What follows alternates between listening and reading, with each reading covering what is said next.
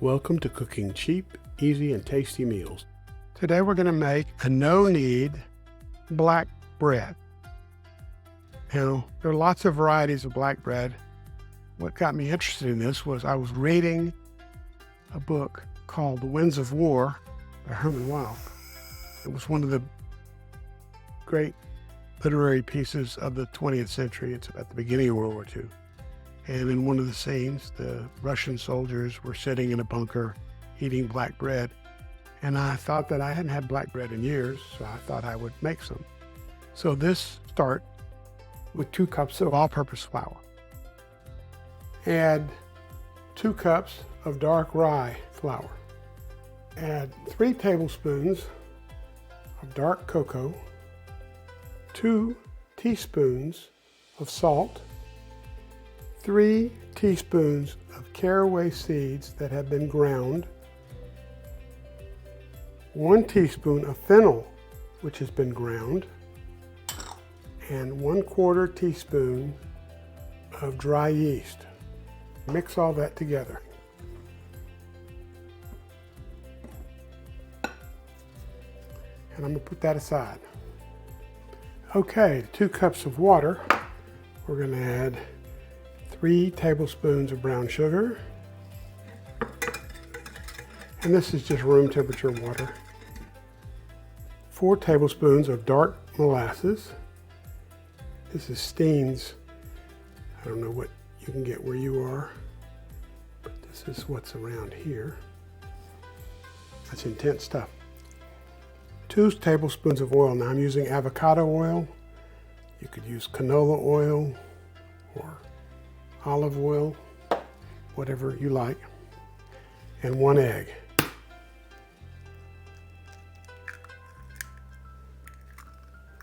Now we're going to mix all that together.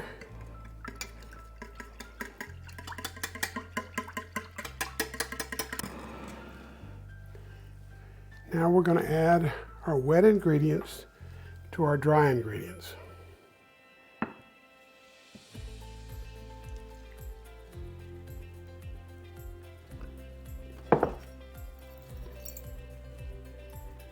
Then we're going to stir it. You could use the end of a spoon, wooden or otherwise, but the idea is to get the dry ingredients and the liquid mixed together, nothing more. We're not going to knead it or anything. This is a no-knead bread, so the idea is we're going to get it all mixed together, and then we're going to let it sit for quite a while. Most of the no-knead breads I make, you let sit for 8 to 12 hours. This one, we're going to let sit for 15 to 18 hours. It's a mixture of rye and all the other things in it are probably going to make it rise slower. We're going to find that out. It's been a while since I've made this, and I don't know if I've ever made it using a no-knead technique, but I converted it to this, so we'll find out.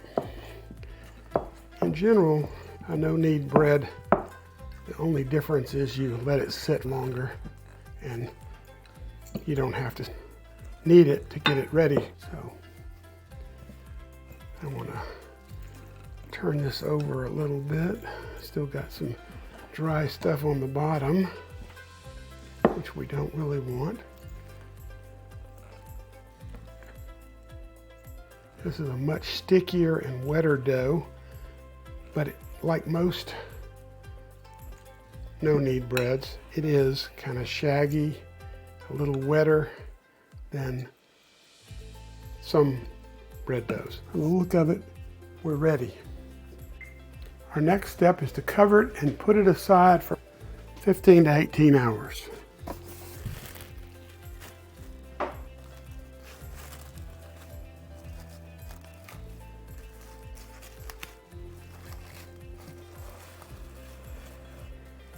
So there we have it, ready, set aside. And we'll come back and prepare the dough for baking. Now I'm going to prepare the baking pan. So first thing I'm going to do is spray it with a little oil.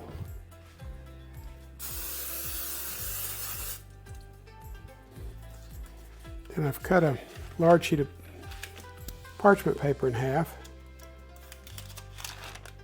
Now you could probably stick that in there like this without any problem. But what I'm going to do is I'm going to crumple it up.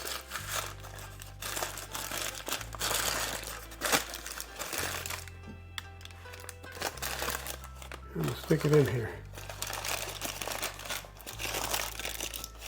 And the advantage to crumpling it is the paper seems to be a bit more flexible as far as adjusting it into place. It doesn't keep wanting to fly out. That gives us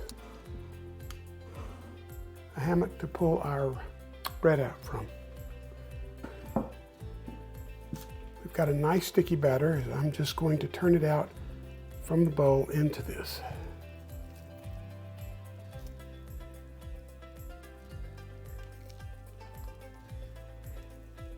I've seen directions that say you should spoon it out because it's so thick, and that might work too. But in the past when I've made this or any other kind of bread, I've really pretty much just scraped it out into the pan and then smoothed it out. We'll see how that works out with this batch. Looks like it's going to work fine. So I'm going to try and spread this out.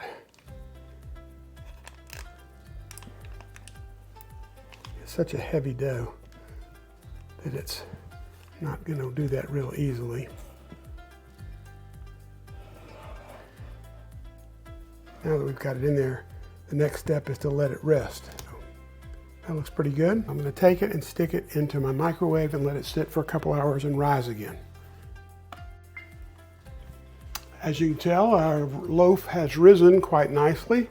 It is over the top. So it's ready to go. So the next step is to whip up an egg. And I'm going to brush a little on top.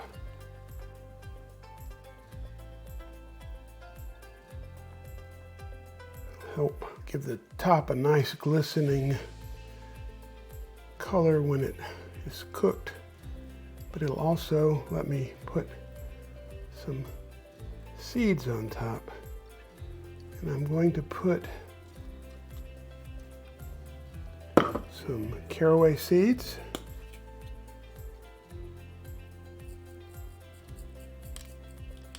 This has caraway seeds in it, obviously, but this will give us a little bit more flavor. And I'm going to add some black and white sesame seeds on top, just to give it a little color.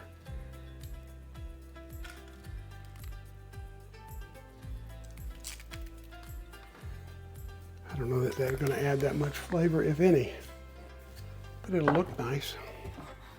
We took the bread out of the oven, and we're going to pull it out of the baking dish. And then I'm going to put it back in the oven as it is for another 10 or 15 minutes. And let's took this out of the oven, and that's what it looks like.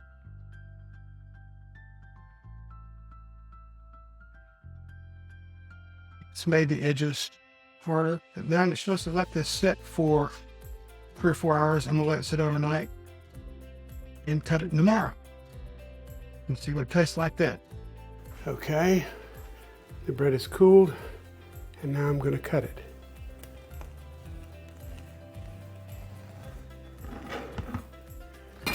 It's a lovely crumb. It's moist inside. It looks really good. Now let's taste it. A really nice dark tone to it. It's a very heavy, rich bread. I can see why somebody would eat that as a meal. Excellent. If you enjoyed this video, please subscribe and give us a like. Thank you.